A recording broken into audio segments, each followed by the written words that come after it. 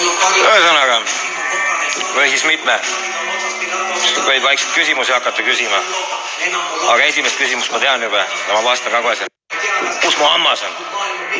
Toadi all, ootab hambailjad. Mida mina ja Kaspar arvame Aropea astmatissist? Ma ütlen nii palju, et ainuke tiss, millest ma midagi hästi arvan, on Ingridi tiss. Seega, ma ei tea, mis Kaspar pushib. Mina arvan, et tuleks tegeleda iseenda asjadega ja vähem rõhku panna mingite teiste inimeste tissidega. Ja välja arvata, kui see Andruse tissi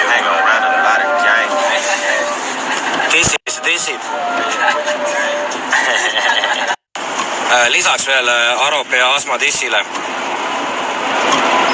Kas neil on üldse tissid või? Et mis ma astmast arvan? Ma ei tea, ma astmat ei pöö.